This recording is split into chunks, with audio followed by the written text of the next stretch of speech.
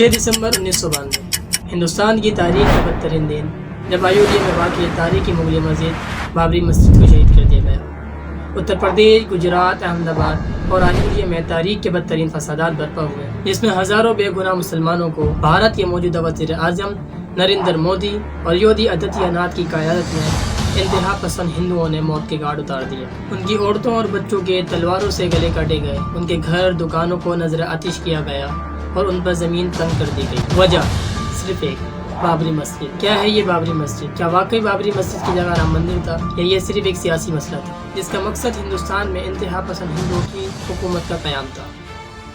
یہ جانتے ہیں اس ویڈیو میں۔ میں ہوں قاری حسنین اور آپ دیکھ رہے ہیں قاری حسنین آفیشیل۔ بابری مسجد ایک 3 گنبد والی یادگار تھی جسے 1528 میں مغل بادشاہ بابر کی ہدایت پر بنایا گیا تھا۔ 19ویں صدی سے ہندوؤں نے دعویٰ کیا تھا کہ مسجد ایک مندر کے اوپر تعمیر کی گئی تھی، اس زمین پر جو ہندو دیوتا رام کی جائے پیدائش تھی۔ ہندو انتہا پسند تنظیم 1980 کی دہائی میں وشوا ہندو پریشد نے اس مقام پر رام کے لیے وقف ایک مندر کی تعمیر کی مہم شروع کی۔ اس تحریک کو ایک ضلعی جج کے فیصلے سے اس وقت تقویت ملی جس نے 1986 میں فیصلہ دیا کہ مسجد کے دروازے کھولے جائیں گے اور وہاں ہندوؤں کو عبادت کی اجازت دی جائے گی۔ اس فیصلے کی توثیق انڈین نیشنل کانگریس کے سربراہ راجیو گاندھی نے کی تھی، جو اس وقت کے ہندوستان کے وزیر اعظم تھے، جنہوں نے شاہ بانو کے تنازع پر ہندوؤں کی حمایت دوبارہ حاصل کرنے کی کوشش کی۔ بہرحال کانگریس 1979 کے عام انتخابات میں ہار گئی اور بھارتیہ جنتا پارٹی اتر پردیش سمیت کئی ریاستوں میں حکومت بنانے میں کامیاب ہو گئی۔ 6 دسمبر 1992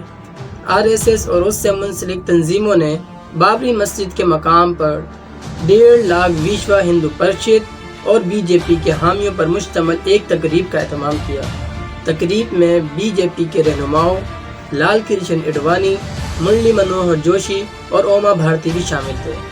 تقریب میں ان رہنماؤں کی مسلم مخالف تقاریر نے جلتی پر تیل کا کام کیا اور ہجوم آہستہ آہستہ بے قابو ہونے لگا۔